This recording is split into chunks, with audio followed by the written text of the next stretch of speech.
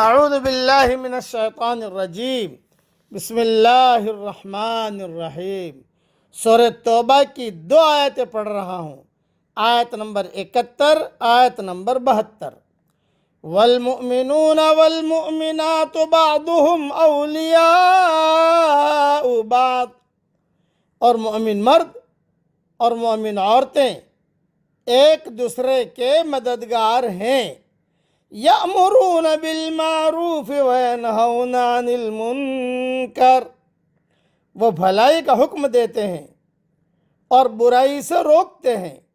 وَيُقِيمُونَ الصَّلَاةَ وَيُؤْتُونَ الزَّكَاةَ وَيُطِيعُونَ اللَّهَ وَرَسُولَهُ، اور نماز قائم کرتے ہیں اور زکوٰۃ ادا کرتے ہیں اور اللہ اور اس کے رسول کی اطاعت کرتے ہیں۔ اولئک سیرحمہم اللہ، یہی لوگ ہیں جن پر اللہ رحم کرے گا۔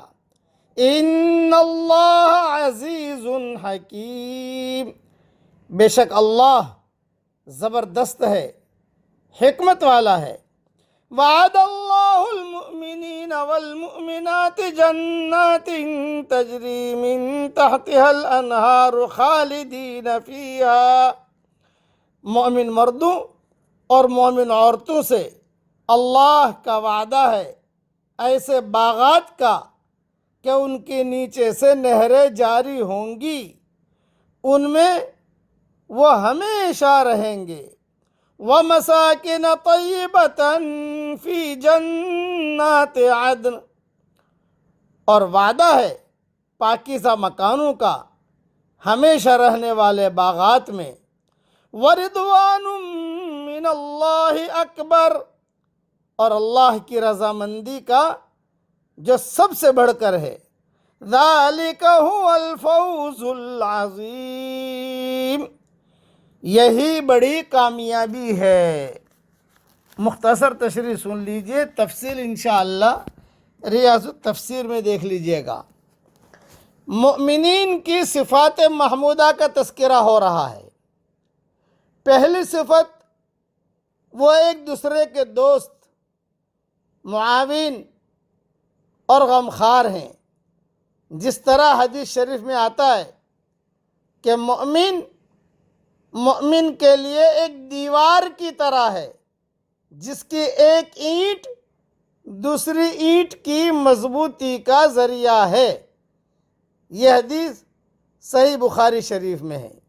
دوسری حدیث میں فرمایا کہ مومنوں کی مثال آپس میں ایک دوسرے کے ساتھ محبت کرنے اور رحم کرنے میں ایک جسم کی طرح ہے کہ جب جسم کے ایک عضو کو تکلیف ہوتی ہے تو سارا جسم پریشان ہو جاتا ہے اور بیدار رہتا ہے۔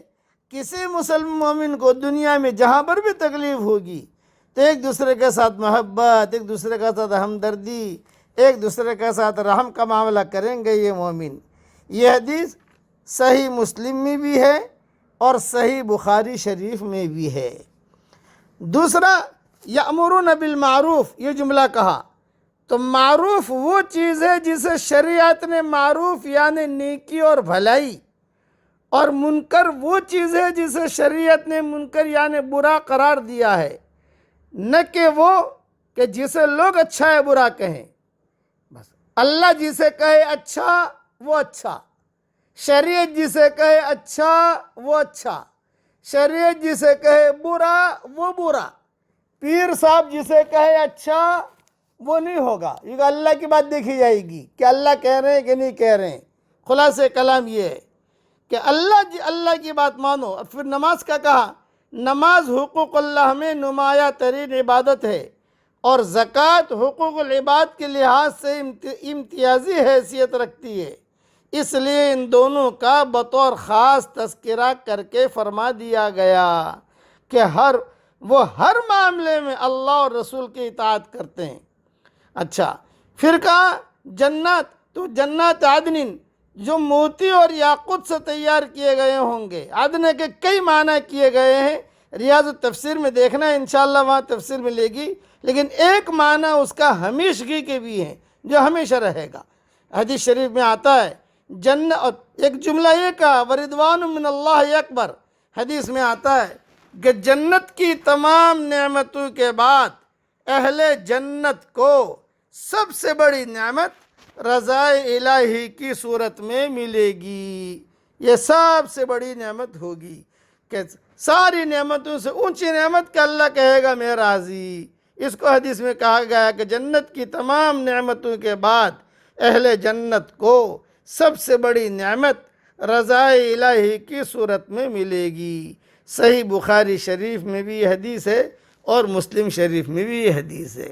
اللہ تعالی ہم سب کو اس صفات پر عمل کرنے کی توفیق عطا فرمائے، اور اللہ تعالی ہم سب کو اپنی بڑی بڑی جنتوں میں عافیت کے ساتھ، بلکہ جنت الفردوس میں حضرت محمد صلی اللہ علیہ وسلم کے پڑوس میں ہماری قیامت تک کی آنے والی نسلوں کے ساتھ اللہ تعالی ہم سب کو جمع فرمائے، آمین۔ وآخر دعوانا ان الحمدللہ رب العالمین۔